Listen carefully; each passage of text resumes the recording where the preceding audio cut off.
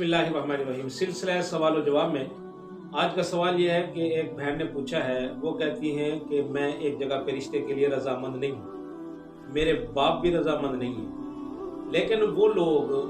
कुरान मजीद उठा के मेरे बाप की झोली में रख देते हैं और मेरे बाप से कहते हैं कि कुरान का वास्ता आपको,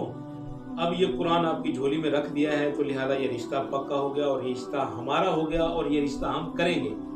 क्या इस तरह कुरान मजीद गोद में लाकर रखना और अगले बंदे को मजबूर करना, इससे रिश्ता पक्का हो जाता है या नहीं होता? तो इस सिलसिले में जवाब अर्ज ये है, सिर्फ किसी की गोद में कुरान लाकर रख देना, इससे कहीं भी शरअन कोई ऐसी बात या ऐसा सबूत नहीं है कि उससे रिश्ता पक्का हो जाए। अगर आप रिश्ते के लिए रजामंद नहीं हैं, आपके वालिद रजामंद नहीं हैं और उन्होंने कुरान झोली में लाके रख दिया है और उस वक्त आपके वालिद साहब ने रजामंदी का इज़हार किया कुरान मजीद को देख के, अगर वो अब भी आपका रिश्ता वहां नहीं करना चाहते तो ये सिर्फ और सिर्फ वादा खिलाफी होगी और कुछ नहीं होगा। बस वादा खिलाफी का ये है कि आप अल्लाह से माफी मांगे, उज़्र हैं, आपने उस वक्त कुरान करीम का हया किया, कुरान करीम की शर्म की, इस वजह से आपने हाँ की, तो इस सूरत में यह कि अल्लाह से माफी मांगे, तौबा करें। बाकी इस किस्म की जाहिलाना हरकत से निकाह नहीं होता, ना ही रिश्ता पक्का होता है। और दूसरी बात आप ये समझें,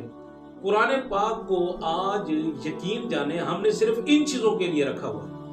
किसी से रिश्ता मांगना है, किसी से कोई बात मनवानी है,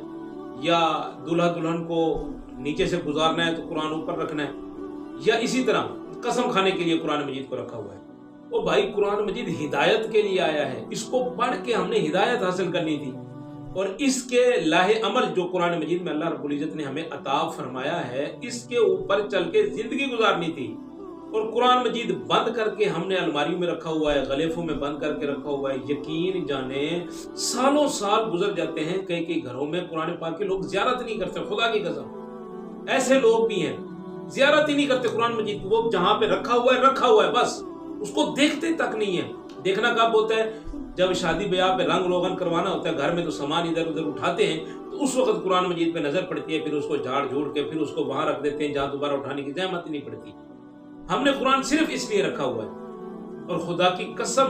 100% क्या 101% हम जिन चीजों की वजह से हम मार खा रहे हैं, जलील हो रहे हैं, रुसवा हो रहे हैं, उनमें से सबसे एक बड़ी वजह यह है कि आज हमने कुरान मजीद को आगे रख के उसके पीछे चलना था, जिंदगी गुजारनी थी जो अल्लाह अमल कुरान बताता है। लेकिन हमने कुरान मजीद को माज़अल्लाह पीछे रखा हुआ है, बाकी सारी जिंदगी आगे है और वो जिंदगी क्या है, वो जैसे कैसे गुजर रही है वो मुझे भी पता है, आपको भी पता है। तो इस वजह से मेरी बहन आप परेशान न हूँ, ये सिर्फ वादा खिलाफी ही होगी, इतना ही होगा और कुछ नहीं होगा। वो अल्लाह से माफी मांगे, तौबा करें।